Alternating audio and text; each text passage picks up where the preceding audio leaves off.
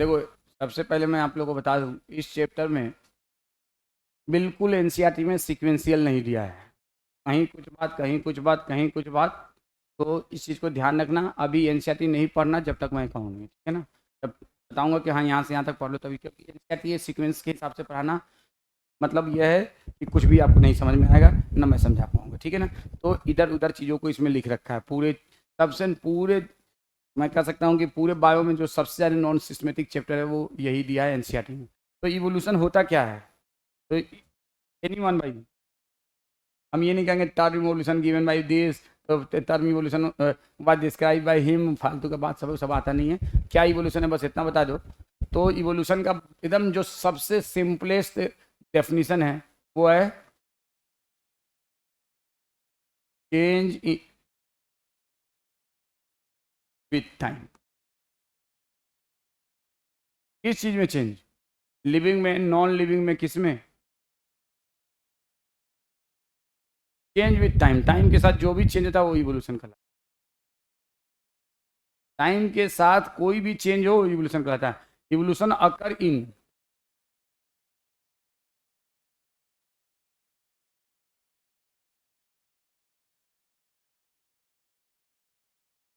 celestial bodies,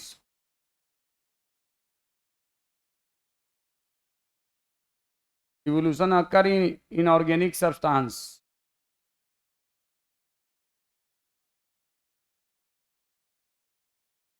and living being। अब evolution का मतलब देखो, हमारे चैप्टर में इवोल्यूशन का मतलब है ओरिजिन चेंज। जैसे कि इसमें हम लोग क्या पढ़ते हैं, how universe form and what the changes takes place in universe. How universe form and changes takes place in universe.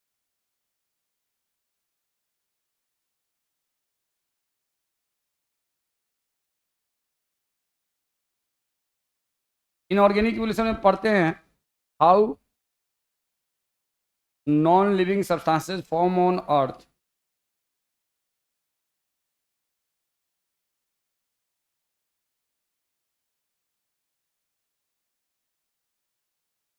and changes takes place।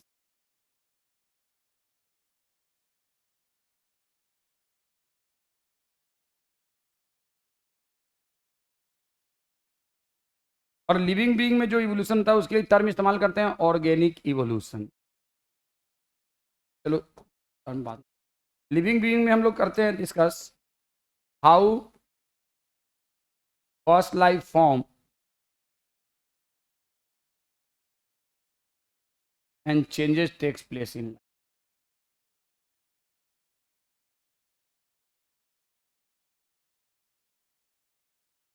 देखो, इवोल्यूशन का मतलब खाली ये नहीं कि लिविंग बीइंग में, फ्लोरा और फौना में। इवोल्यूशन का मतलब है किसी भी चीज में चेंज होता है उसको हम कहते हैं। हाँ, अब इसके लिए हम कहते हैं सेलेस्टियल इवोल्यूशन, इसके लिए कहते हैं इनऑर्गेनिक इवोल्यूशन, और इसके लिए टर्म इस्तेमाल करते हैं ऑर्गेनिक। क्या टर्म इस्तेमाल करते हैं? Celestial evolution.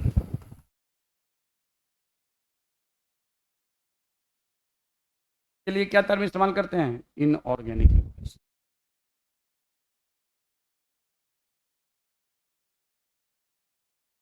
और इसके लिए क्या इस्तेमाल करते हैं? Organic evolution. और कई बार इसको बायोलॉजिकल इवोल्यूशन भी कहते हैं। एनसीईआरटी में टर्म बायोलॉजिकल इवोल्यूशन भी इस्तेमाल। तो इवोल्यूशन का सिंपलेस्ट मतलब है चेंज विथ टाइम। टाइम के साथ कोई भी चेंज होता है। तो अब देखो, जो तुम लोग डेफिनेशन बोलते हो ना वो बेसिकली ऑर्गेनिक एवोल्यूशन का बोलते हो कि change in flora and fauna gradually with time is described as organic evolution, या change in flora and fauna gradually और abruptly is described as organic evolution. That is not evolution, is the organic evolution. समझ रहे हैं बात को? ने जो भी बोला वो किसके बारे में बोला? ऑर्गेनिक, ठीक है ना। तो आपको सबसे पहले ये जानना है कि इवोल्यूशन क्या था, टाइम के साथ चेंज। और हम लोग के चैप्टर में थोड़ा सा सेलेस्टियल इवोल्यूशन की भी बात किया है, थोड़ा सा इनऑर्गेनिक इवोल्यूशन की भी बात किया है, और थोड़ा ज़्यादा डिटेल में ऑर्गेनिक इवोल्यूशन। ठीक है ना। तो इस चैप्टर में हम लोगों को क्या क्या पढ़ना है, तो सेलेस्टियल इवोल्यूशन के बारे में पढ़ना है कि भाई मेरे यूनिवर्स कैसे बना, यूनिवर्स में टाइम के साथ क्या चेंजेस आ रहा है और क्या चेंजेस आ चुका है। ये दूसरा हम लोग को पढ़ना है इनऑर्गेनिक इवोल्यूशन। देखो इसमें हम लोग को क्या क्या पढ़ना है, how universe form,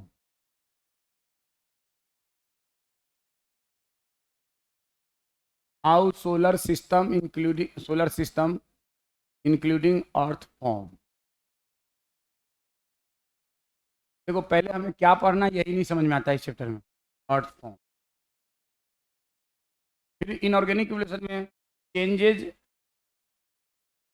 in non living substances, in non living substances found on और विद इन अर्थ।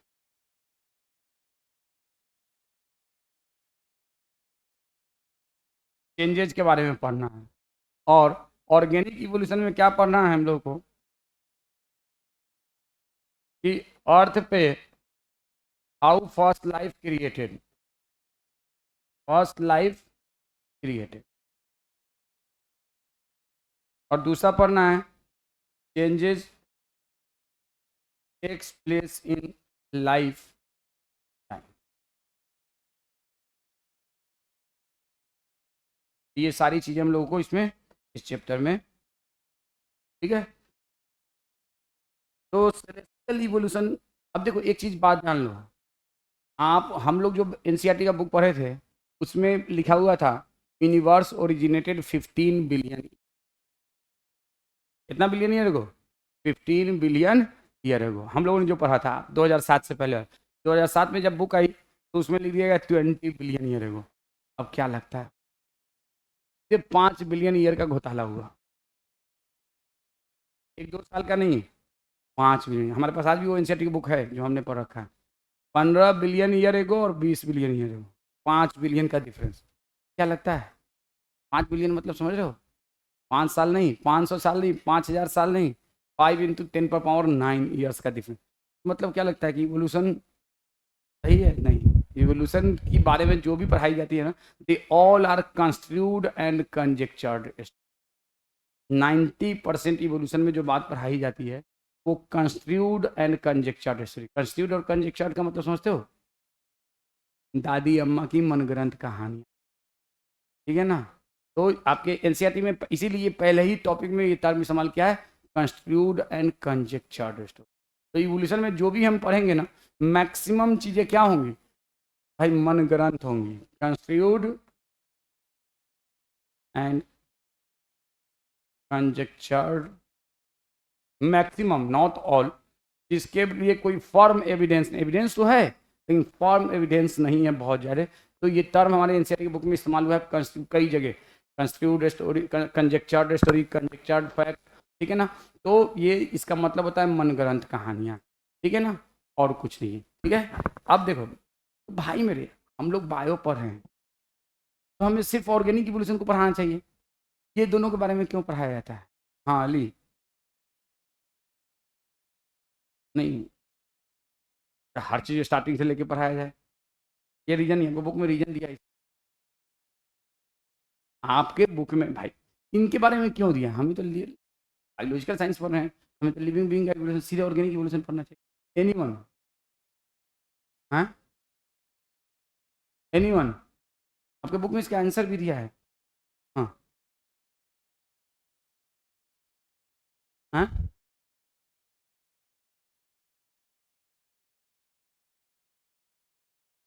एनीवन, आपके बुक में इसका आंसर दिया है, फर्स्ट पैराग्राफ में ही दिया है,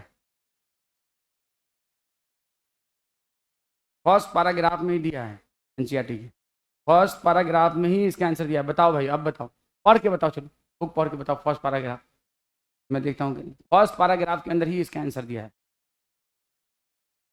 और ये कोई भूलने वाला बात नहीं है, एक बार सुन लो तो ये तो याद रहना चाहिए, ये भूलने वाला बात नहीं है। हाँ बोलो, अब बताओ।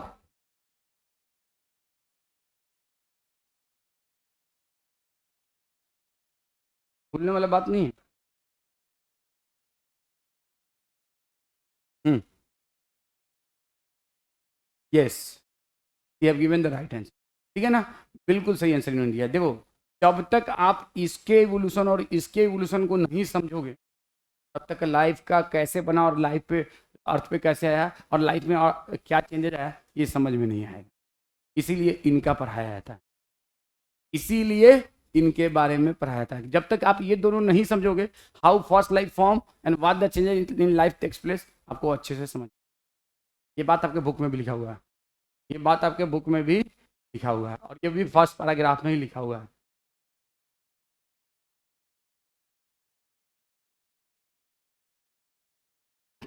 Evolutionary biology is the study of history of life form on अर्थ, मतलब लाइफ कैसे बना है, उसमें क्या चेंजेस आया। इवोल्यूशनरी बायोलॉजी या ऑर्गेनिक इवोल्यूशन, इसमें यहीं पे आप लिखो इवोल्यूशनरी बायोलॉजी के साथ ऑर्गेनिक इवोल्यूशन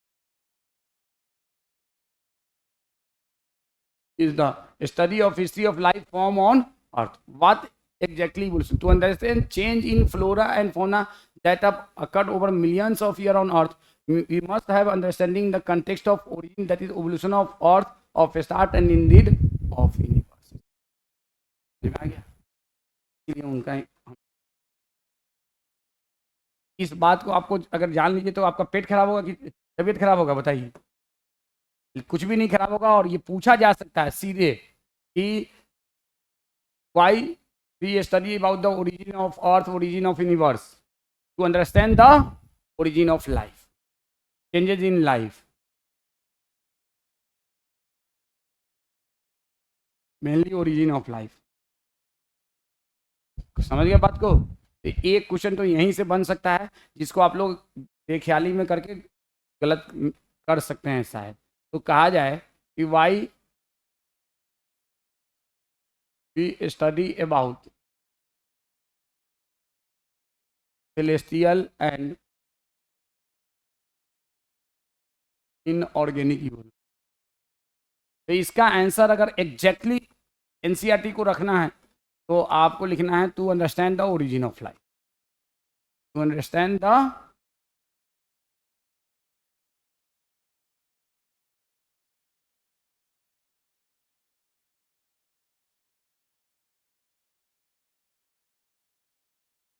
अब देखो यहाँ पे नीचे इसके देखो, what follow is the longest of all the constitute and conjectured stories. इसका मतलब क्या है? इसमें जो भी है ना सब कंस्टिट्यूट है, मैक्सिमम, ठीक है ना, कहानी है। This is the origin of life and evolution of life on biodiversity planet earth in the context of evolution of earth and against the background of evolution of. अब इस लाइन का बच्चे मतलब बहुत उल्टा सीधा निकालते हैं। अब यहाँ पे देखो हमने क्या लिखा है, अगर इस लाइन से इसका मतलब निकालोगे तो लिखोगे ओरिजिन ऑफ लाइफ, लेकिन जब आप इसको पढ़ोगे इस सेंटेंस को, तो यहाँ पे खाली ओरिजिन ऑफ लाइफ नहीं, evolution in life, changes in life, दोनों बात है। इसलिए इसका आंसर क्या होगा? To understand the origin of life plus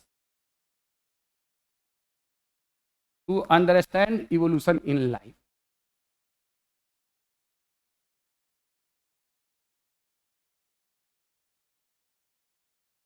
इसका मतलब क्या है इस लाल वाली लाइन का? तो देखो ये अंग्रेजी बच्चे इसमें उल्टा सीधा लगा लेते हैं। ये अंग्रेजी मीडियम के बच्चों, ग्रामर वाले बच्चों का नहीं है, जो हम लोग जैसे कि पढ़ते पढ़ते सीखा है अंग्रेजी, उनके लिए ही अंग्रेजी है। ये बहुत अच्छे वाले अंग्रेजी वाले को शायद उल्टा सीधा इसका मतलब निकाल लेंगे। This is the story of origin evolution life form on biodiversity of on planet earth in the context of evolution of earth and against का मतलब यहाँ बोलता नहीं, along with, अगेंस्ट का मतलब यहाँ पे along with background of evolution of universe itself. मतलब आप पहले यूनिवर्स के ओरिजिन को समझोगे, फिर अर्थ के ओरिजिन को समझोगे, फिर लाइफ के ओरिजिन को समझोगे, और फिर लाइफ में चेंजेस को समझोगे। इस पूरी लाइन का मतलब यही है। तुम लोग बैठ के शब्दावली का मतलब निकालते रहो तो मुझे उससे कोई मतलब नहीं है। समझ रहे हो ना बात को? डिक्शनरी से मतलब निकालते रहो, मुझे उससे मतलब नहीं। इसका मतलब यही है कि यूनिवर्स कैसे बना, क्या क्या चेंजेस आया, अर्थ कैसे बना, उसमें क्या क्या चेंजेस आया, फिर लाइफ कैसे बना, और इसी तो हम लोग, तो इसीलिए हम लोग पढ़ते हैं यूनिवर्स का ओरिजिन, यूनिवर्स में का इवोल्यूशन, अर्थ का ओरिजिन, सोलर सिस्टम का ओरिजिन, अर्थ का ओरिजिन, और उसमें चेंजेस, और फिर लाइफ का ओरिजिन, सब यही। तो आपसे आज के बाद कोई पूछे कि why we study about the celestial and inorganic evolution, तो to understand the origin of life and to understand the evolution in life, पूरे यहाँ से लेके यहाँ तक यही बात है, क्यों और कोई बात नहीं है। और दूसरी बात इसमें यह है कि ये सब ज़्यादातर इसमें मतलब एक थ्योरेटिकल कंसेप्ट। देखो ना, खुद सोचो, कहाँ 15 बिलियन, कहाँ 20 बिलियन, तो 5 बिलियन का 2007 से 2024 तक में चेंज हो गया। कितना बिलियन का? हाँ, पहले हम लोग क्या पढ़ते थे? Universe originated how much year ago? 15 billion. तुम लोग कितना बिलियन पढ़ते हो? तो तुम लोग 5 बिलियन ओल्ड हो गए। बताओ, जब तुम लोग, हम लोग ने जब पढ़ा था उस वक्त तुम लोग शायद पैदा भी नहीं हुए थे, 2001-2 में। कौन कौन पैदा हो गया था 2001 में? तो लड़कियों में कौन कौन हो गया था? तो कोई नहीं हाथ उठाएगी। हाँ चलो, तो ऐसे बहुत सारे हो भी गए होंगे। अब देखो, फैक्ट लिखो, universe origin best described by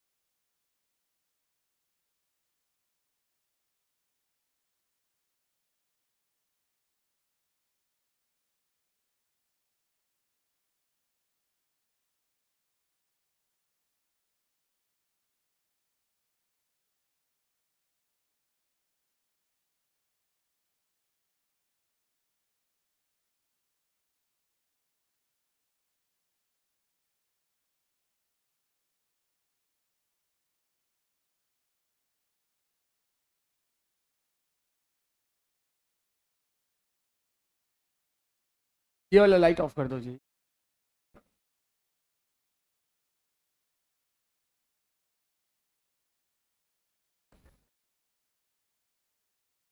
इधर से होता है।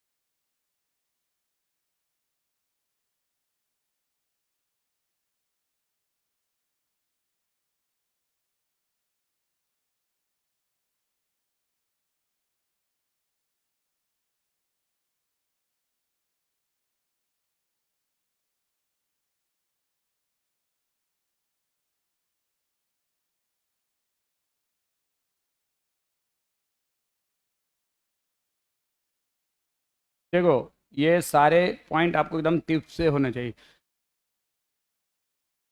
Universe origin best describe by big bang theory. Solar system origin describe by, ये हालांकि एनसीईआरटी में ये नाम नहीं लिखा है, nebular hypothesis. Universe originated 20 billion year in solar system, earth originated 0.5 billion. First form of life originated after 500 million years of the formation of earth, that is 4 billion year ago। First non cellular form of life originated, और उसको हम क्या कहते हैं, self replicating metabolic capsule, जो कि बना होता है आरपीपी से, आरएनए पॉलीसेकेराइड प्रोटीन से, 3 billion year ago. First cellular form of life originated 2 billion year ago. देखो RPP stand for RNA polysaccharide and protein.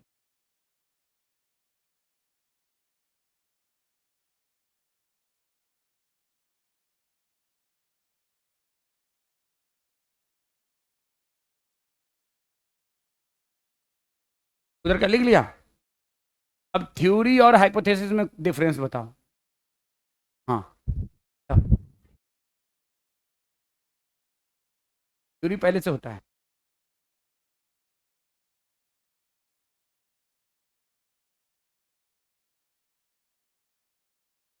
और कुछ थ्योरी और हाइपोथेसिस तो ये बताओ, ओरिजिन पहले सोलर सिस्टम का 20 बिलियन ईयर को हुआ, तो उसके लिए हमारे पास जबरदस्त स्टडी है, एक्सपेरिमेंटल प्रूफ है। और जो सोलर सिस्टम जो उससे कई लाख साल बाद बना, और अर्थ उससे कई लाख साल बाद बना, उसके लिए हमारे पास हाइपोथेसिस है।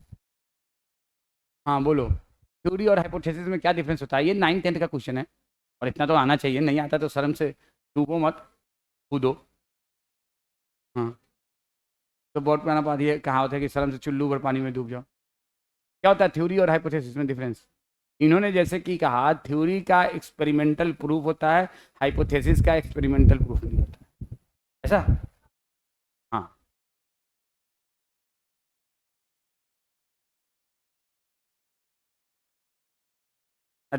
यूनिवर्स का हो जाएगा, तो फिर वो थ्योरी कैसे है?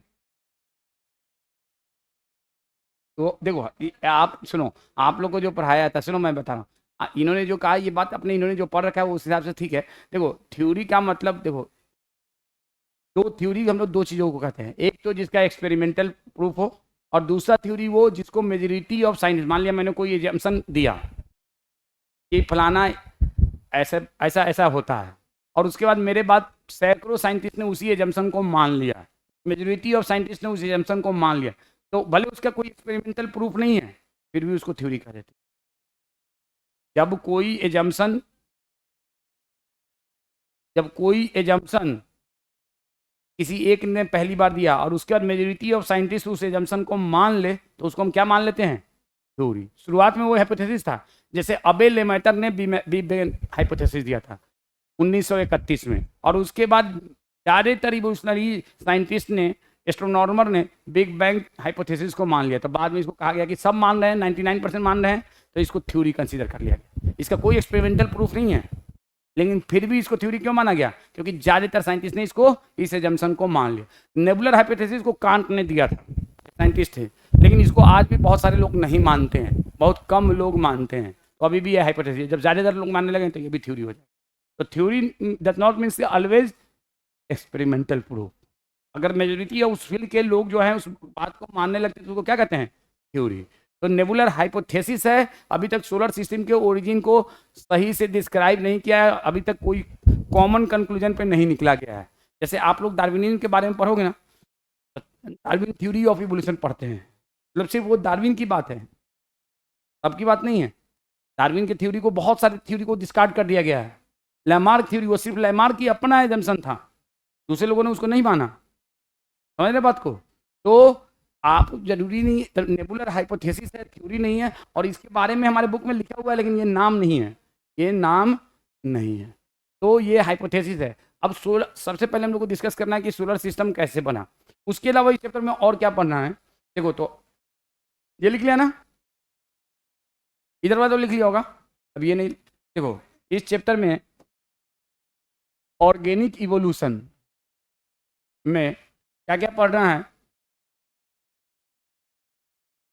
हाउ फर्स्ट लाइफ फॉर्म, और इससे रिलेटेड थ्योरी। कौन कौन से थ्योरी है बताओ भाई। एंड हाउ डाइवर्सिफिकेशन और स्पेसिएशन अकर, और स्पेसिएशन अकर, ये दोनों पढ़ना। इससे रिलेटेड कौन कौन सा थ्योरी है जल्दी से बोलो था, कौन कौन सी थ्योरी है? Theory related to origin of life, जल्दी बोलो। थ्योरीज रिलेटेड टू, सीधे पूछा जा सकता है यही क्वेश्चन, ओरिजिन ऑफ लाइफ कौन सा, नाम बताइए, बोलो कौन कौन से थ्योरीज हैं लाइफ के ओरिजिन से रिलेटेड? थ्योरी ऑफ अबायोजेनेसिस, या इसी को क्या कहते हैं spontaneous generation theory, spontaneous generation theory. और बोलो बायोजेनेसिस जिसने बोला मुझे मुंह भर खाएंगे बाद में बोलना, कुछ और बोलो। थ्योरी ऑफ स्पेशल क्रिएशन, चलो और बोलो।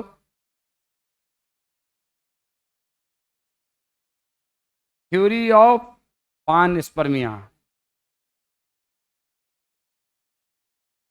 और बोलो। ये सब आपके बुक में है।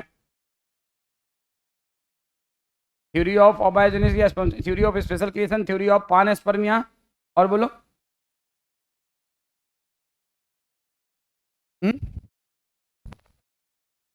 देखो थ्योरी ऑफ पानस्पर्मिया को कई और नाम भी देते हैं, कॉस्मोजोइक थ्योरी। कौन सा थ्योरी? Cosmozoic theory.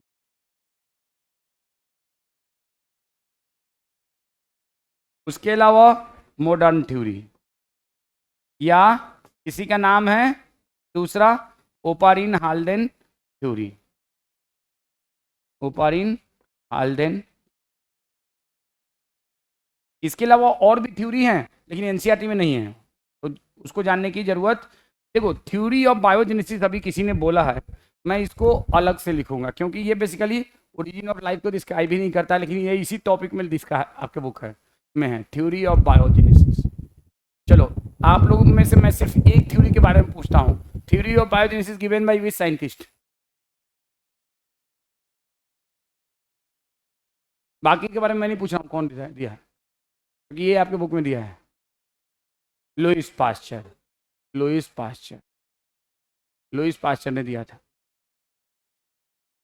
ठीक है ना। हाउ डाइवर्सिफिकेशन अकर, इससे रिलेटेड कौन कौन सी थ्योरी है बोलो? तो 4 थ्योरी आप लोग के बुक में है, ये आप सबको मालूम है। Lamarckism, Darwinism, mutation theory,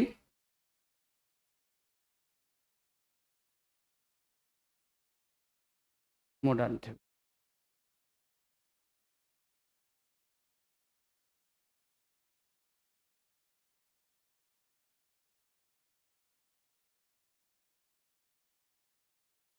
theory of biogenesis को लुईस पास्चर ने किस सेंचुरी में दिया?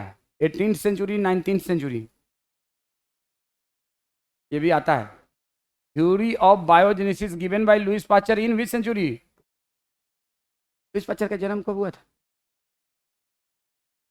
1700 में। देखो पढ़ो तो, देखो मैं क्या कर रहा हूँ, भले कंस्ट्रूड एंड कंजेक्चर्ड स्टोरी है लेकिन पूरा सिस्टमेटिक अप्रोच से है, आपको याद रखना है। देखो मैं लिख रहा हूँ साइंटिस्ट का नाम, देखो मैं पढ़ाने से पहले इस चैप्टर में भूमिका बहुत बनाता हूँ। देखो क्या आप लैमार्क को का नाम लिख रहा हूँ, डार्विन का नाम लिख रहा हूँ,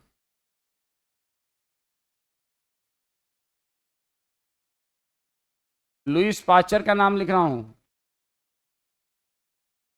हुगो दी ब्राइस का नाम लिख रहा हूँ, AR वेलेस का नाम लिख रहा हूँ। ये सारे साइंटिस्ट के नाम आपके इस बुक में हैं।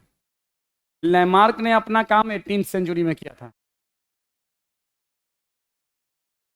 इन सब ने majority of work 19th century में किया था, ध्यान रखना। अब जैसे कि डार्विन का मुझे याद है, ये 1809 में पैदा हुए, 1882 में मर गए। ये भी 18th सेंचुरी में 1800 में ही पैदा हुए, 1800 में ही मरे। ये 1800 में पैदा हुए, 1935 में मर गए, ठीक है ना। और वेले साहब भी 1800 में ही पैदा हुए, 1800 में ही मर गए, तो इन सब का वर्थ किस में होगा? 19th century. समझ में अब आ गया? तो अब बताओ थ्योरी ऑफ बायोजेनेसिस की कौन सी सेंचुरी में आया होगा? 19th। कौन सी सेंचुरी में? 19th। याद रखना, ठीक है ना, 19th सेंचुरी में। लैमार्किज्म जो है ना, ये 1809 में आया था। डार्विनिज्म ये तो बताना पड़ेगा तुम लोग को, आपके बुक में है। कब डार्विनिज्म कब आया था? 1859, 1859। म्यूटेशन थ्योरी लिखा है अर्ली 20th सेंचुरी। आपके एनसीईआरटी में लिखा है mutation theory early 20th century. क्या लिखा है? Early 20th century. ईयर नहीं लिखा है, ईयर मैं लिखता हूँ 1901। 1901 में म्यूटेशन थ्योरी कब आया था? आपके एनसीईआरटी में लिखा है अर्ली 20th सेंचुरी। ईयर नहीं लिखा है, 1901। अर्ली 20th सेंचुरी 1901 ही तो हुआ ना। और मॉडर्न थ्योरी में क्या लिखा, कब का है ये नहीं है, ये mid of 20th century. Exactly इसका डेट नहीं है, क्यों नहीं है उसकी वजह है, मैं बताऊंगा। मिड ऑफ 20th सेंचुरी आप लिख लो, modern theory in mid of 20th century.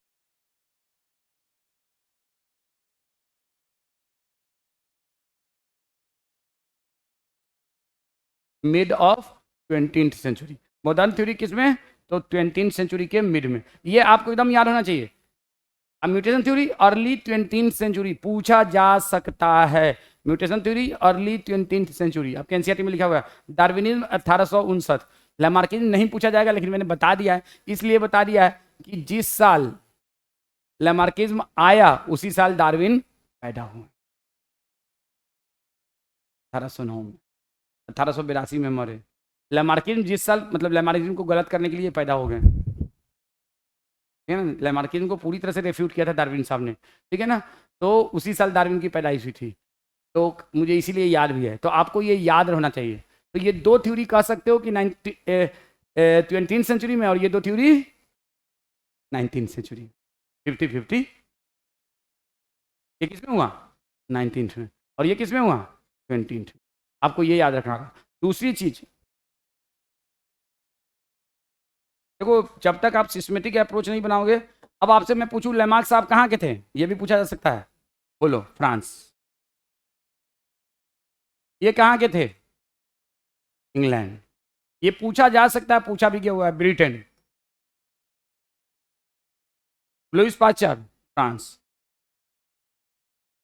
Hugo de Vries, ये तो बताओ, तो मालूम होना चाहिए। हुगो दी व्राइज का रीडिस्कवरर of Mendelism, Hugo de Vries, Tschermak and Correns, Dutch scientist from Netherland. सीधे आता है, जेनेटिक्स में भी आता है, डच साइंटिस्ट फ्रॉम नीदरलैंड। अब नीदरलैंड का स्पेलिंग मुझे नहीं मालूम, जो भी होता है। AR वेलेस कहाँ के?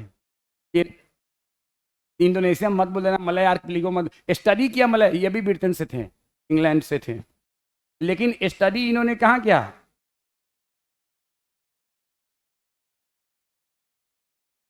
Studied in Malay archipelago.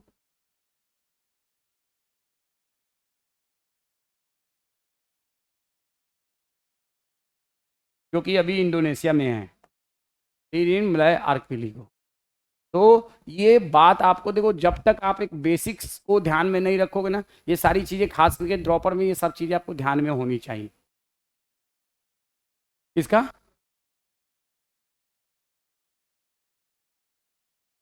अबे लैमार्किज्म में पैदाइश हो गया। Lamarck theory of inheritance theory कब आया? 1809 में, ठीक है ना। ये थ्योरी कब आया? 1859 में। आपको ये दोनों तो एकदम याद होना चाहिए, ये वाला और ये वाला, ये दोनों की कब पैदाइश, नहीं कब आया। डार्विन साहब की पैदाइश और डेट याद है हमें, 1809 में पैदा हुए, 1882 में मर गए। 12 फरवरी 1809 को इनकी पैदाइश हुई, 17 अप्रैल 1882 में मर गए। कौन? डार्विन साहब, ठीक है ना। बाकी का मुझे याद नहीं है, ठीक है ना। चलो ये हो गया, इधर का तो हो गया ना। ये सब आपको ध्यान में होना चाहिए, तभी आप एक सिस्टमेटिक अप्रोच के साथ क्वेश्चन कर पाएंगे, ठीक है। आपको ये सब याद होना चाहिए। अब देखिए, हम लोगों को सबसे पहले पढ़ना है ओरिजिन ऑफ यूनिवर्स। तो ये क्या है? तो 20 बिलियन ईयर एगो आप सबको मालूम है, 20 बिलियन ईयर एगो। और अगर इसको मिलियन में लिखोगे तो क्या लिखोगे? 20,000 मिलियन ईयर एगो। 2000 नहीं, 20,000 में, ये भी कंफ्यूज कर दिया जाता है। 20 बिलियन तो 2000 मिलियन ईयर एगो जल्दबाजी में नहीं लिख देना है, 20,000 मिलियन ईयर एगो। अब इस थ्योरी में क्या कहा गया? तो इस थ्योरी में कहा गया, तो सुनो, ये पूरी तरह से कंस्टिट्यूट एंड कंजेक्चर्ड बात है, लेकिन बहुत सारे साइंटिस्ट, ऑलमोस्ट 99% जो साइंटिस्ट है इस बात को मानते हैं, इसीलिए इसको थ्योरी कहा गया है। कौन सा? Big bang theory.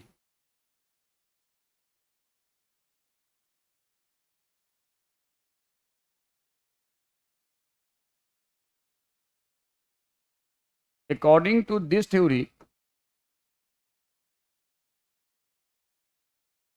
entire universe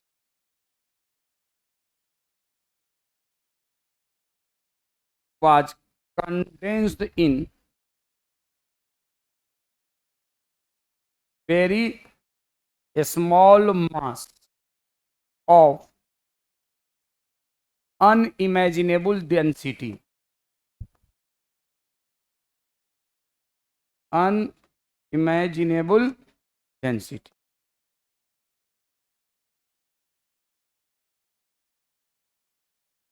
Due to some unknown reason,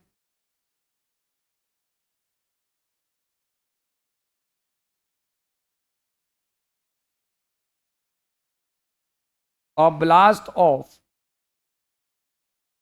unimaginable intensity, unimaginable, सब चीज कुछ भी इमेजिन नहीं है,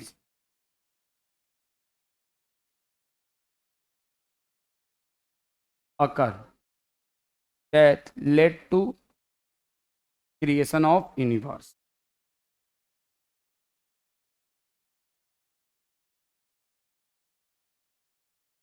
इन्होंने क्या कहा कि भाई पूरा यूनिवर्स जो है ना, एक हाईली कंडेंस मास था, ये मान लो, और इतना इसमें इतना डेंसिटी था। आप जाहिर सी बात है, पूरा यूनिवर्स कितना बड़ा होगा आप सोच भी नहीं सकते हैं। ऐसा ही कंडेंस मास था, और इसमें ब्लास्ट हुआ इतनी इंटेंसिटी का कि आप क्या, हाइड्रोजन बम का, एटम बम, किसी भी सारी दुनिया के हाइड्रोजन बम, एटम बम को मिला दो और सबको ब्लास्ट करो, उससे भी कई time, 1000 time, lakh time intensity का इसमें ब्लास्ट हुआ। और जब ब्लास्ट हुआ, that led to creation of universe. तो ये ब्लास्ट जब हुआ तो ये ऐसे हुआ, पूरा हर तरफ ये फैल गया। अब ये सारे जो फैले ना, तो ये सब क्या थे? अब ये बात आपके बुक में नहीं है, इलेक्ट्रॉन, प्रोटॉन, न्यूट्रॉन के फॉर्म में रहे होंगे, न्यूट्रॉन इन सब के फॉर्म में रहे होंगे। फिर धीरे धीरे ब्लास्ट हुआ, उसके बाद धीरे धीरे इन सब की स्पीड कम हुई, फिर कुछ सब कंडेंस हुए, और कंडेंस होने के बाद ऐसे स्टार बना, और स्टार का एक ग्रुप बना, स्टार का दूसरा ग्रुप बना,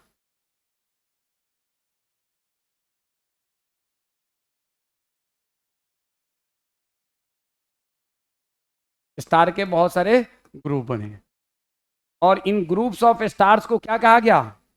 गैलेक्सी। क्या कहा गया? गैलेक्सी। तो यूनिवर्स में फिर स्टार्स बने कई सारे, और इन ग्रुप ऑफ स्टार्स को क्या कहा गया? गैलेक्सी। तो कितने गैलेक्सी बने? बहुत सारे गैलेक्सी, इसका काउंटिंग भी नहीं है, बहुत सारे गैलेक्सी, तो जिनका काउंटिंग भी नहीं है। तो जैसे एक उनमें से न्यूमरस गैलेक्सी, गैलेक्सीज मतलब collection of star, collection of star. तो टाइम के साथ ये बना। उन्हीं में से एक गैलेक्सी जो कि सांप के जैसा था, और उसका नाम दिया गया मिल्की वे, आकाशगंगा, जिसमें हम लोग हैं।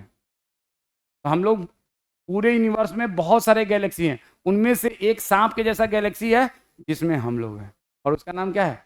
मिल्की वे या आकाशगंगा, हिंदी में उसको कहते हैं। इसी में हम लोग हैं। अब सोचो, हम लोग सब स्टार नहीं देखते हैं, हम लोग जो भी स्टार देखते हैं ना, वो सिर्फ इसके एक स्टार को देखते हैं, सारे स्टार हम लोग नहीं देख सकते हैं। सिर्फ इसके स्टार को देख, मिल्की वे। सोचो दुनिया में कितने स्टार्स होंगे, कितने गैलेक्सी, पहले गैलेक्सी कितना इसी का पता नहीं है यूनिवर्स में, और उन गैलेक्सीज में एक गैलेक्सी है। अब यही गैलेक्सी इतना बड़ा है ना कि दुनिया खत्म हो जाएगी, इस गैलेक्सी के बारे में इंसान एक्सप्लोर नहीं कर सकता है, ठीक है ना। और ऐसे बहुत सारे गैलेक्सी हैं, कितना ये साइंटिस्ट अभी तक इस बात को जान भी नहीं पाए, अपने ही गैलेक्सी में भी नहीं घूम पाए, तो दूसरे गैलेक्सी में कहाँ से जा पाएंगे। अभी तो अपने गैलेक्सी क्या, अपने सोलर सिस्टम में ही नहीं घूम पाए हैं, अभी तक तो मंगल ग्रह पर जाने का बात ही चल रहा है, तो सोलर सिस्टम का ही पार्ट है, समझ रहे हो बात को। तो सोचो जिस गॉड ने इस यूनिवर्स को बनाया होगा कितना पावरफुल होगा, कैन यू इमेजिन। ये बात तो तय है कि कोई है पावर ऐसा जिसने इस पे सब पे कंट्रोल कर रखा है, नहीं तो ये अपने आप थोड़ी इतना कुछ हो सकता है। तो जिस गॉड ने इस गैलेक्सीज को सारे को बनाया होगा वो कितना पावरफुल होगा, यू कांट इमेजिन, ठीक है ना। इसीलिए हम लोग की छोटी मोटी गलतियों को माफ़ कर देता है, वो बहुत पावरफुल इंसान है, मतलब इंसान का तो पावरफुल एग्जिस्टेंस है, एग्जिस्टेंस जो भी है वो बहुत पावरफुल एग्जिस्टेंस, उनको आप कुछ नहीं कह सकते कि हाँ लिविंग है नॉन लिविंग है, कुछ नहीं कह सकते। तो ये आकाश गंगा है, इसी में हमारा एक सन है, हमारा सन का मतलब औलाद नहीं है, सूरज है, ठीक है ना, हमारा सन है। अब मान लो सूर्य प्रकाश नहीं है रे, हाँ हाँ, एक मान लो ये है हमारा सन, इन्हीं में से एक है सन। अब ये सन जो है ना करीब करीब 4.5 बिलियन ईयर एगो हमारा अर्थ दिया, नॉट सोलर सिस्टम। आप ये मत कहना कि solar system originated 4.5 billion year एगो, सोलर सिस्टम में अर्थ ओरिजिनेट हुआ 4.5 बिलियन ईयर एगो। आप अगर एनसीईआरटी का बुक खोल के देखोगे तो ये बात आपको समझ में आएगा।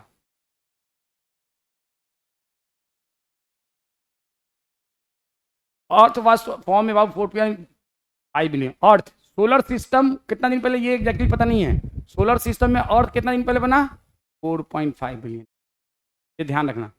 अब हो सकता है देखो ये जो हमारा क्या था, वो जो सन है, ये सन अब देखो जितने भी स्टार हैं, देखो क्या इस हाइपोथेसिस में क्या एजम्पशन है कि जितने भी स्टार हैं वो एक दूसरे से दूर जा रहे हैं, और ये एजम्पशन आज साइंटिस्ट ने अपने मॉडर्न टूल्स एंड टेक्निक से ये बात प्रूव भी कर चुका है कि ये यूनिवर्स एक्सपैंड हो रहा है, हर एक स्टार दूसरे स्टार से दूर जा रहा है, ये एक्सपेरिमेंटली भी प्रूफ हो चुका है, एक स्टार दूसरे स्टार से दूर जा रहा है। तो उसी तरह से सन वाला जो ये स्टार है ये दूसरे स्टार से दूर जा रहा है।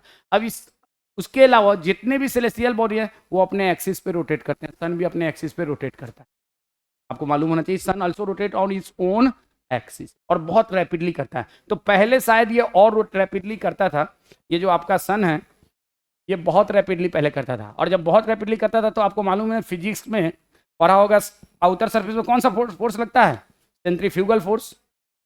ये कौन सा फोर्स लगता है, सेंट्रीफ्यूगल फोर्स। इस सेंट्रीफ्यूगल फोर्स के जरिए बाहर के पार्टिकल्स थोड़ा सा इससे अलग होते चले गए, जो हल्के थे और दूर चले गए, तो अलग अलग डिस्टेंस पे डिफरेंट पार्टिकल, और इन पार्टिकल्स में सुनो सारे स्टार्स में न्यूक्लियर फ्यूजन होता है या फिजन होता है, फ्यूजन, सन में भी न्यूक्लियर फ्यूजन रिएक्शन होता है। तो लेकिन जो ये अलग हुआ है ना, इसमें फ्यूजन रिएक्शन बंद हो गया, न्यूक्लियर फ्यूजन रिएक्शन बंद हो गया, उन्हीं में से एक पार्टिकल ये आया, और ये पार्टिकल इसमें भी फ्यूजन रिएक्शन, और ये बना अर्थ। कितना दिन पहले, 4.5 बिलियन ईयर एगो, या करीब करीब 4500 मिलियन ईयर एगो। और इस बात को कि ये रोटेट करता है सेंट्रीफ्यूगल फोर्स के जरिए, ये सब डिफरेंट प्लैनेट्स हैं, ये सब डिफरेंट प्लैनेट्स हैं, उन्हीं में से एक प्लैनेट कौन सा है, हमारा अर्थ, हमारा अर्थ, और ये बना 4500 मिलियन ईयर। तो अर्थ जब बना तो ये भी, इसके अंदर भी क्या था, इलेक्ट्रॉन प्रोटॉन न्यूट्रॉन यही सब था, लेकिन ये चूंकि अब इसमें रिएक्शन बंद हो गया तो ये धीरे धीरे कंडेंस होके सिंपल गैस बन गए, हाइड्रोजन और हीलियम का गोला,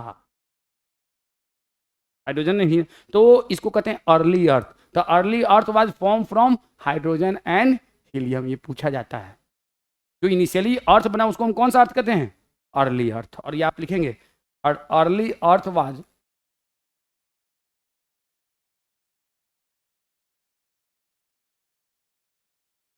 फॉर्म फ्रॉम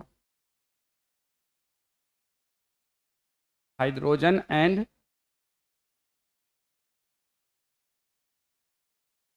इस हाइड्रोजन और हीलियम वाले अर्थ के सराउंडिंग कौन सा गैस था भाई,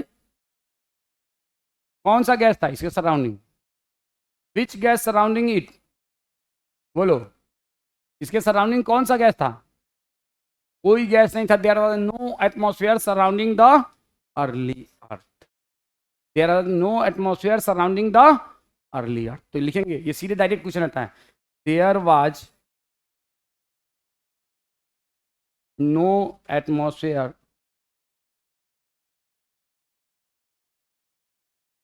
सराउंडिंग द,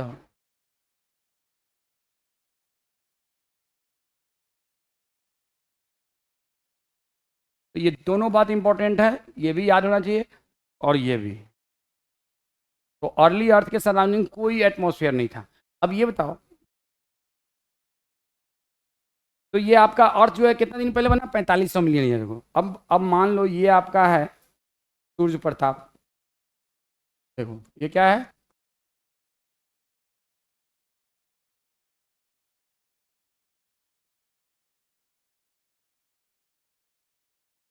ठीक है ना? हैं? बनाते हैं ना ऐसा? ये हो गया ऐसा। ठीक है, अब यहाँ पे आपका है अर्थ, ये है अर्थ। अब इस अर्थ से सन का डिस्टेंस जो है ठीक ठाक था। अब भाई मेरे यहाँ पे फ्यूजन रिएक्शन फिजन रिएक्शन कुछ हो नहीं रहा था, और ये हाइड्रोजन नहीं, तो धीरे धीरे इसका टेम्परेचर कम होगा कि नहीं? होगा कि नहीं होगा? तो धीरे धीरे इसका टेम्परेचर कम होने लगा। जब टेम्परेचर कम हुआ तो ये हाइड्रोजन और हीलियम फिर दूसरे एटम्स में भी चेंज होने लगे। According to evolutionary biology all elements arise from hydrogen and helium. अभी 118 एलिमेंट्स है ना, सारे के सारे किससे बने हैं? हाइड्रोजन और हीलियम। तो फिर इसमें दूसरे दूसरे एलिमेंट्स भी बनने लगे। इसमें ऑक्सीजन नेसेंट फॉर्म में बना, इसमें कार्बन बना नेसेंट फॉर्म में, इसमें हाइड्रोजन तो था ही पहले से, हीलियम तो इसमें पहले से था ही, इसमें नाइट्रोजन बना, इसमें सल्फर बना, इसमें आयरन भी बना, इसमें निकेल भी बना, इसमें फॉस्फोरस भी बना, सब बनने लगे धीरे धीरे। उन्हीं हाइड्रोजन और हीलियम से कुछ हाइड्रोजन हीलियम रह गया, बाकी चेंज होने लगा। अब टेम्परेचर कम होना शुरू हुआ। जब टेम्परेचर कम होना शुरू हुआ तो इसलिए आयरन, निकेल, कॉपर, ये सब चीज़ जो है ना, ये जब टेम्परेचर कम हुआ तो ये टेम्परेचर कम हुआ तो ये क्या होने लगा? गैसियस फॉर्म से बहुत हाई टेम्परेचर पे कोई भी एलिमेंट गैसियस फॉर्म में ये सॉलिडिफाई होने लगा। क्या होने लगा? सॉलिडिफाई। और जब सॉलिडिफाई हुआ ये, तो क्या हुआ? ये देखो इस तरह से हुआ। सॉलिडिफाई हुआ तो ये ऊपर से सॉलिडिफिकेशन शुरू हो गया, ऐसे कहीं पे ऐसे ऐसे। और अंदर में अभी भी क्या रहा? Gaseous form. अंदर में अभी भी क्या रहा? गैसियस। ये समझने के लिए ज़्यादा है। और बाहर में सॉलिडिफिकेशन शुरू हुआ, और जब सॉलिडिफिकेशन शुरू हुआ तो इसमें कुछ गैसेस ट्रैप थे। वो फर्दर रिएक्ट करके क्या बन चुके थे? वो रिएक्ट करके बन चुके थे मीथेन। वो रिएक्ट करके क्या बन चुके थे? मीथेन। वो रिएक्ट करके क्या बन चुके थे? Carbon dioxide. वो रिएक्ट करके हाइड्रोजन के मॉलिक्यूल, हीलियम तो मॉलिक्यूल खैर नहीं बना, हीलियम ही रह जाएगा। वो रिएक्ट करके क्या बन चुके थे? अमोनिया। और जब ये सॉलिडिफिकेशन शुरू हुआ तो ये मीथेन निकल गया बाहर, यहाँ पे आ गया, कार्बन डाइऑक्साइड आ गया बाहर, अमोनिया आ गया बाहर सॉलिडिफिकेशन के दौरान, हीलियम भी आ गया इसमें से अच्छा खासा बाहर, हाइड्रोजन भी आ गया बाहर। अब इसमें ग्रेविटेशनल फोर्स डेवलप हुआ। कौन सा फोर्स? ग्रेविटेशनल। और ग्रेविटेशनल फोर्स ने क्या किया? इन गैसेस को अपनी तरफ खींचना शुरू किया। इन गैसेस को, carbon dioxide, methane, ammonia, helium, hydrogen, water vapour भी बनना शुरू हो गया था। क्या बनना शुरू हो गया था? Water vapour. ऑक्सीजन भी तो था ना, तो वाटर वेपर। तो यहाँ पे क्या आ गया? Water vapour. अब इन सब गैसेस को ग्रेविटेशनल फोर्स अपनी तरफ, लेकिन हाइड्रोजन और हीलियम का मॉलिक्यूलर वेट बहुत कम है, तो जब मॉलिक्यूलर वेट कम है तो ग्रेविटेशनल फोर्स इस पर कम लगेगा। बाकी ये सब खींचे रह गए, अर्थ से बहुत दूर नहीं जा सके। लेकिन ये हाइड्रोजन भाग गया कहाँ? स्पेस में। हीलियम कहाँ भाग गया? स्पेस में। और बाकी सब रह गया सराउंडिंग द अर्थ। तो जब ये सब सराउंडिंग द अर्थ रह गया ना, तो ये सब कंस्टिट्यूट किया ये वाला कौन सब? ये वाटर, ये अमोनिया, मीथेन, कार्बन डाइऑक्साइड, ये सब क्या कंस्टिट्यूट किया? एटमॉस्फेयर। और जब अर्थ सॉलिडिफाई हुआ तो उस अर्थ को कहते हैं प्रिमिटिव अर्थ, और प्रिमिटिव अर्थ के सराउंडिंग एटमॉस्फेयर बन गया। और उस एटमॉस्फेयर में कौन सा गैसेस था, समझ गए? और हाइड्रोजन और हीलियम एस्केप कर गया। क्यों एस्केप कर गया? Because of low molecular gravitational force उसको पुल नहीं कर पाया। तो आपसे ये क्वेश्चन आता है कि प्रिमिटिव अर्थ सॉलिडिफाई था या गैसेस फॉर्म में था? सॉलिडिफाई हो गया था, सॉलिडिफाई हो चुका था। और इसके सराउंडिंग एटमॉस्फेयर प्रेजेंट था। और उस एटमॉस्फेयर में क्या क्या था? इसमें था methane, CO2, water vapour and ammonia. और सुनो, इसमें कहीं ऑक्सीजन का मॉलिक्यूल है? तो ये कौन सा एटमॉस्फेयर था? Reducing atmosphere.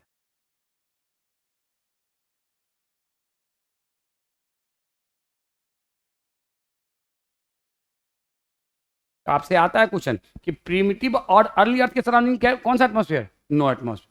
प्रिमिटिव एटमॉस्फेयर के सराउंडिंग रिड्यूसिंग। और उनमें कौन कौन से गैसेस? तो ये आपको याद होना चाहिए।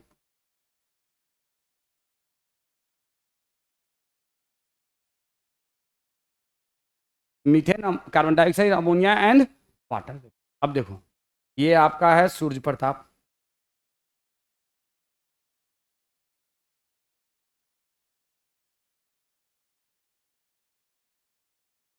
भले ये कंस्टिट्यूट एंड कंजेक्चर्ड है, लेकिन समझने वाला टॉपिक है। अब ये आपका है अर्थ, और अर्थ में बहुत सारे डिप्रेशन एंड एलिवेशंस। और इस पे कौन सा गैसेज है इसके सराउंडिंग में?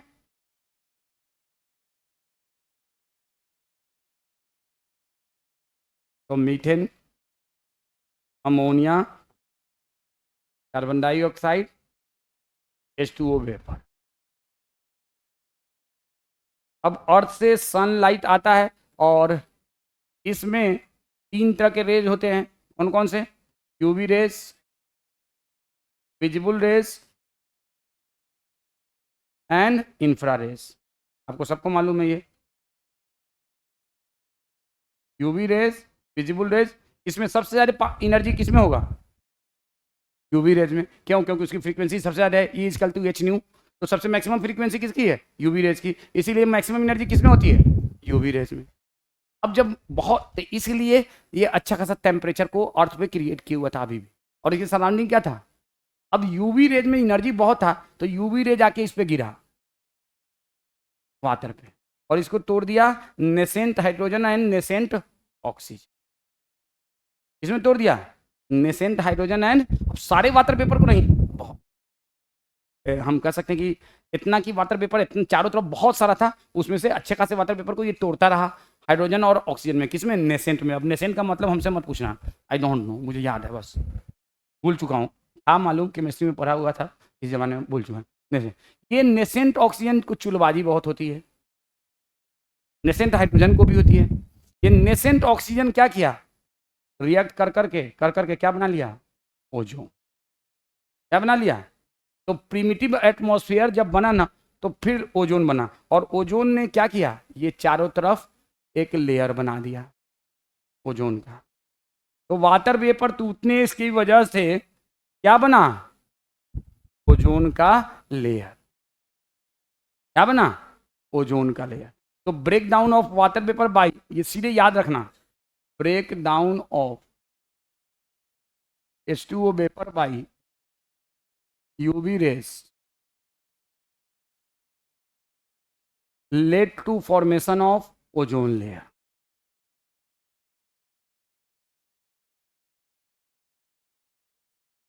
Which layer? Ozone.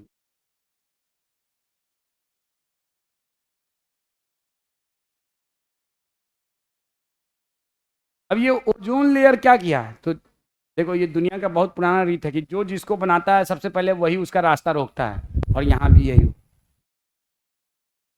महमूद एक एक्टर था, नाम सुना होगा बहुत, हम काले हैं तो क्या हुआ दिल वाले हैं, उसी पे ये गाना फिल्माया गया है, ठीक है ना? उसी ने अमिताभ बच्चन को बनाया है, और अमिताभ बच्चन ने सबसे ज़्यादा बुरा किसी के साथ किया तो वो महमूद के साथ किया। आप लोग पढ़ लेना हिस्ट्री। कि महमूद सेल्फ ही जब great one of the great actor, उसके नजदीक उसके साथ हीरो काम करने से डरता था, ऐसा कॉमेडियन था, क्योंकि जिस फिल्म में वो कॉमेडी करता था उसमें हीरो की चलती नहीं थी, सिर्फ उसी के नाम पे लोग जाते थे मूवी देखने। महमूद से बड़ा कॉमेडियन इंडिया में आज तक आया नहीं, ठीक है ना। तो उसने अमिताभ बच्चन को बनाया, और अमिताभ बच्चन ने सबसे ज्यादा बुरा किसके साथ किया, तो वो महमूद के साथ। तो ये दुनिया का रूल है, वही चीज़ है यूनिवर्स, ये यूनिवर्स का भी रूल है। देखो यूवी रेज ने क्या बनाया, ओजोन लेयर। अब ओजोन लेयर का रास्ता रुक गया, no UV rays will come over the surrounding the earth. तो जब यूवी रेज कम आएगा तो यहाँ का टेम्परेचर कम होगा कि नहीं, होगा कि नहीं होगा। और जब टेम्परेचर कम होगा तो इतना हो गया कि 100 डिग्री सेल्सियस से कम हो गया, और जब 100 डिग्री सेल्सियस से कम हुआ ना, तो बहुत सारे वाटर पेपर अभी भी थे, वो लगने बरसने, और हजारों साल तक बारिश होती रही। और ये बारिश ने क्या किया, इन सब जगहों पे जहां जहां गड्ढा था उसमें पानी भर दिया, and it led to the formation of ocean. तो ओशियन कब बना, बिफोर ओजोन लेयर या after ozone layer, after ozone layer. बारिश कब हुई, ओजोन लेयर बनने से पहले या ओजोन लेयर बनने के बाद, पहले। अर्थ का टेम्परेचर 100 डिग्री सेल्सियस से कम कब आया, ओजोन लेयर बनने के बाद या पहले, समझ गए बात, यहाँ तक कोई दिक्कत। अब बारिश हो गई, समुंदर बन गया, अब जाओ नहाओ। हजारों साल तक बारिश होती रही, इसको कहते हैं torrential rain after ozone layer formation. ये बात लिख लो, ozone layer formation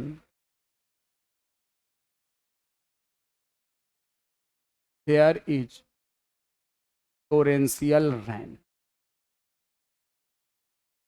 torrential rain का मतलब led to creation of ocean. इस ओशियन को mister JBS Haldane, John Burdon Sanderson Haldane, नाम सुना,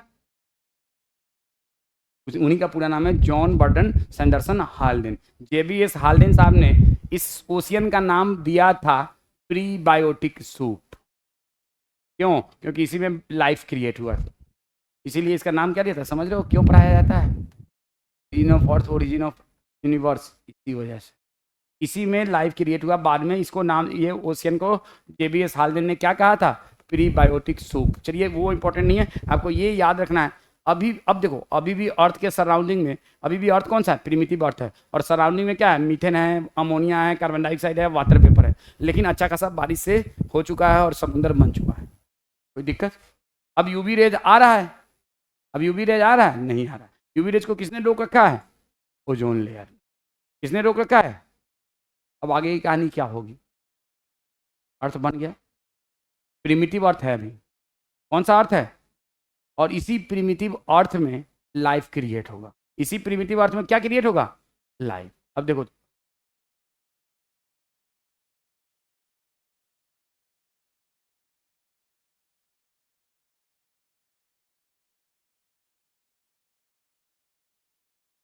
ये बात बाद में हम करेंगे। The origin of in the history of universe, the universe is vast, universe बहुत बड़ा है, ये सबको मालूम है। रिलेटिवली स्पीकिंग अर्थ, देखो पूरे यूनिवर्स में अर्थ का क्या वजूद है, वही वजूद है जो अंबानी के पैसे के नज़दीक हमारा वजूद है। इस क्लासरूम में पूरे में अंबानी के पैसे को भर दो तो इस कोने में ये मेरा वजूद है, अंबानी या एलन मस्क है, समझ रहे हो बात को। तो अर्थ का वजूद वही है यूनिवर्स में, ये यूनिवर्स में अर्थ का यही वैल्यू है, एक पॉइंट के बराबर है अर्थ, यही बात लिखा है। ये बात हम बाद में समझाएंगे। The earth itself is almost only a speck, speck का मतलब बहुत छोटा सा स्ट्रक्चर यूनिवर्स में ही है। The universe almost 20 billion year old, huge cluster of galaxies comprise the galaxies contain stars and cloud of gases and dust considering the size of earth is itself a speck। फिर से वही बात, the big bang theory attempt to explain us the origin of it talks a singular huge explosion of unimaginable intensity in physical term, the universe expanded and hence the temperature came down, hydrogen and helium appear later. Universe में hydrogen और helium एक साथ बना या बाद में बना, पहले तो था इलेक्ट्रॉन, प्रोटॉन, न्यूट्रॉन। आपने पढ़ते हो ना, सन में हाइड्रोजन है, फ्यूजन रिएक्शन होता है, न्यूक्लियर फ्यूजन होता है, हाइड्रोजन बनता है। तो सन पहले बना होगा हाइड्रोजन हीलियम का, उसमें पहले इलेक्ट्रॉन, प्रोटॉन, न्यूट्रॉन रहा होगा, इलेक्ट्रॉन, प्रोटॉन, न्यूट्रॉन रहा होगा, न्यूट्रॉन रहा होगा। तो इसीलिए लिखता है कि यूनिवर्स में जो भी स्टार है उसमें हाइड्रोजन और हीलियम बाद में बना होगा, पहले नहीं बना होगा। Gases condense under gravitation from the galaxy of present day universe, gravitation की वजह से सब कंडेंस हुए हैं। In the solar system of Milky Way galaxy earth was suppose to, solar system में अर्थ कितना दिन पहले बना? 4.5 billion year back. There are no atmosphere on early earth. Water vapour, methane, carbon dioxide release from the molten mass, जब वो solidify हुआ, covering the surface. The UV rays from the sun broke up into water, into hydrogen and oxygen, and lighter hydrogen escaped. Helium escaped. Oxygen combined with, अब देखो please यहाँ पे क्या कर रहा है, ये बात यहाँ पे आपको ये हो गया। अब इसके आगे आओ, the ozone layer was form, उसकी वजह से क्या बना? Ozone layer. जब वाटर टूटा तो ओजोन लेयर बना, और ऑक्सीजन जो बना, जो इससे ऑक्सीजन जो बना था ना, नेसेंट ऑक्सीजन, तो ये ओजोन भी दिया। और इसके अलावा और भी चीज़ों के साथ, किसके साथ? अमोनिया के साथ रिएक्ट करके, मीथेन के साथ रिएक्ट करके फर्दर नए वाटर मॉलिक्यूल को और नए कार्बन डाइऑक्साइड को और दूसरे गैसेस को दिया। ये बात को समझ गए बात को? तो ये ओजोन दिया, इसी में से कुछ ऑक्सीजन जो है ना, मीथेन के साथ रिएक्ट किया, अमोनिया के साथ रिएक्ट किया, ठीक है ना, और नए वाटर वेपर, नए गैसेस को दिया। ठीक है, the water vapour fell as a, ozone के बनने के बाद क्या हुआ? बारिश हुई। तो बारिश बाद में हुई कि ओजोन पहले बना? दोनों एक साथ हुआ, बारिश बाद में हुई, ओजोन पहले बना, ठीक है ना। And depression the form ocean, life appear 500 million year after the formation, that is in ocean, in ocean. और इस ओशियन को क्या कहते हैं? Prebiotic soup.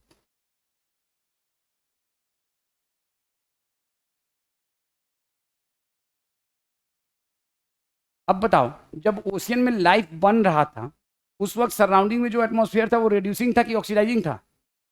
रिड्यूसिंग था। इसीलिए तो आपसे कहा जाए, when life was forming in ocean,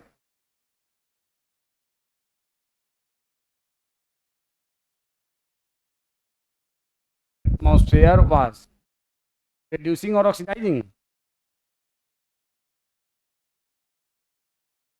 देखो, इनफैक्ट साइंटिस्ट ने ये कंक्लूजन निकाला है कि लाइफ जो है ना, रिड्यूसिंग एटमॉस्फेयर में ही बन सकता है, ऑक्सीडाइजिंग एटमॉस्फेयर में नहीं बन सकता। ये साइंटिस्ट इस बात को पे फॉर्मली बिलीव करते हैं कि life can originate only and only in reducing atmosphere, not in present day oxidising atmosphere. तो आपसे क्वेश्चन कभी कभी आ जाता है कि why not to they life originated, the reason is oxidising atmosphere. और भी फैक्ट्स है जिसके बेसिस पे, जैसे कि लाइफ के ओरिजिन के लिए एक तो रिड्यूसिंग एटमॉस्फेयर का होना जरूरी है, दूसरा presence of self replicating substance जो कि अभी है डीएनए एंड आरएनए, तीसरा रिलेटिवली हाई टेम्परेचर, अभी रिलेटिवली लो टेम्परेचर। तो तीन चीजों का होना जरूरी है लाइफ के ओरिजिन, एक तो रिड्यूसिंग जो कि अभी नहीं है, दूसरा सेल्फ रेप्लिकेटिंग सब्सटेंस जो कि है, और तीसरा हाई टेम्परेचर जो कि अभी नहीं है, अभी कम टेम्परेचर, मतलब 40 डिग्री 50 डिग्री सेल्सियस लाइफ नहीं, लाइफ 80-90 डिग्री सेल्सियस पे ओरिजिनेट हो, हाई टेम्परेचर पे ओरिजिनेट। तो तीन चीज़ें लाइफ के ओरिजिन के लिए जरूरी है, उनमें से एक चीज़ है रिड्यूसिंग एटमॉस्फेयर का होना, रिड्यूसिंग एफेक्ट। अब लाइफ जैसे भी चलो ओरिजिन हुआ कितना दिन पहले, इसको हम कहते हैं फर्स्ट, तो 4 बिलियन ईयर बैक। ये कितना दिन होगा? 500 मिलियन का मतलब क्या हो गया? 4000 मिलियन ईयर। ये समझ में आया ना? 4000 मिलियन ईयर एगो या 4 बिलियन ईयर एगो। तो भाई मेरे जैसे भी लाइफ बना कैसे, ये बात अब समझेंगे। ठीक है, आपने यूनिवर्स के ओरिजिन को समझ लिया, सोलर सिस्टम के ओरिजिन को जो भी थोड़ा बहुत समझना था वो समझ लिया, ओशियन कैसे बना ये समझ लिया, ओजोन लेयर पहले बना कि ऑक्सीजन पहले बना? Oxygen molecule not atom, I am talking about the oxygen molecule. तो ऑक्सीजन मॉलिक्यूल बाद में बना, ओजोन लेयर पहले बना। अच्छा, ऑक्सीजन मॉलिक्यूल पहले बना कि लाइफ पहले बना? लाइफ पहले बना, क्योंकि लाइफ ओरिजिनेट हुआ रेड्यूसिंग एटमॉस्फेयर में। लाइफ ओरिजिनेट हुआ, लाइफ बनने के बहुत दिन बाद ऑक्सीजन बना है, लाइफ बनने के बहुत दिन बाद ऑक्सीजन बना है, लाइफ बनने से पहले नहीं, लाइफ बनने के बहुत दिन बाद ऑक्सीजन बना है। तो देखो, हम आपसे कहें कि arrange these in these according to their origin,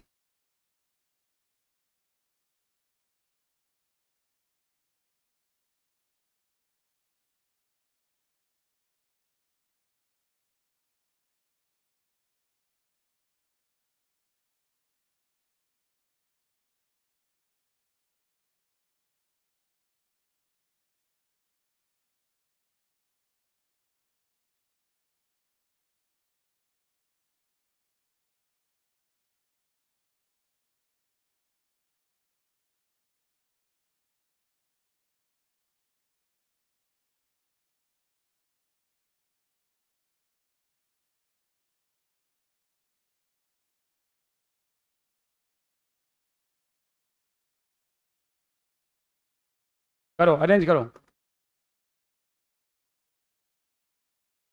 करो भाई। सबसे पहले इसमें क्या बना होगा? Ocean, oxygen molecule, water, ozone, hydrogen, life. सबसे पहले जो सबसे पुराना, फिर उसके बाद बोलो सबसे पहले क्या बना होगा? हाइड्रोजन। ठीक है, उसके बाद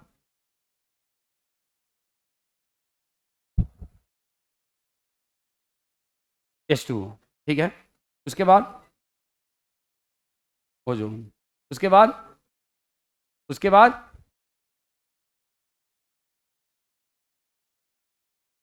लाइफ, उसके बाद, समझ रहे हो बात को? तो ये आप लिख लो तो बेहतर रहेगा, ऐसे आपको याद होगा, लेकिन अभी तो याद हो जाएगा, लेकिन बाद में हो सकता है कि आपको, तो एक बार ये क्वेश्चन को लिख लो, बेहतर रहेगा आपके लिए, और ये इसके आंसर हो, ठीक है ना? अर्ली अर्थ के सराउंडिंग कौन सा एटमोसफियर था? प्रिमिटिव अर्थ के सराउंडिंग, और अभी के अर्थ के सराउंडिंग ऑक्सीजन। ठीक है ना? तो आपको ये चीज़ ध्यान में रखना है, ठीक है ना? आपसे कहा जाए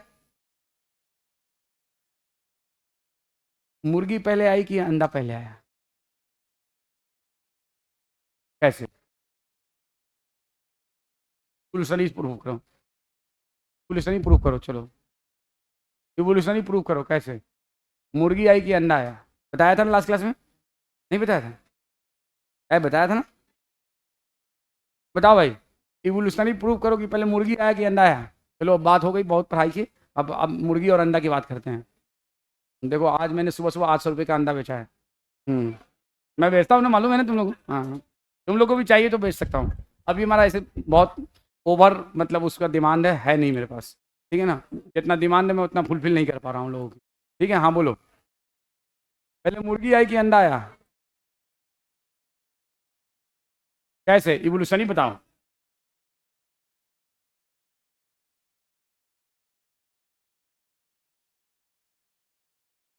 एक बार क्या हुआ ना, एक रेप्टाइल ने बच्चा दिया और वो बच्चा हो गया मुर्गी। रेप्टाइल का बच्चा में वेरिएशन हुआ और वो बच्चा बन गया मुर्गी। एक रेप्टाइल ने बच्चा दिया और वो वेरिएंट का वेरिएशन होकर क्या बन गया? मुर्गा। और वो मुर्गा मुर्गी आपस में चोंच लगा के मुर्गा मुर्गी की आवाज़, तो पहले मुर्गी बना। Reptile is a common ancestor of apps and mammals. Reptile ने बच्चा दिया, एक हो गया मैमलिया, एक हो गया मैमलवा, हो गया मैमल का शुरुआत। अब भाई मेरे तो रेप्टाइल के अंडे से आई, तो लेकिन भाई ये बताओ पहले मुर्गी का ओरिजिन किस चीज़ से हुआ? उसमें वेरिएशन आया और उस वेरिएशन को नेचर ने सिलेक्ट किया और फिर वो मुर्गी हो गया। पहले मुर्गी तो बनाना, रेप्टाइल्स का अंडा था ना वो, मुर्गी का अंडा थोड़े था। अंडा किसका था? रेप्टाइल का था कि मुर्गी का था? रेप्टाइल का था कि मुर्गी का था? और रेप्टाइल के अंडा से मुर्गी का बच्चा बना। रेप्टाइल के अंडा से किसका बच्चा बना? मुर्गी का। रेप्टाइल के अंडा से हम सब बने। मैमल्स और एप्स दोनों का कॉमन एंसेस्टर कौन है? रेप्टाइल्स।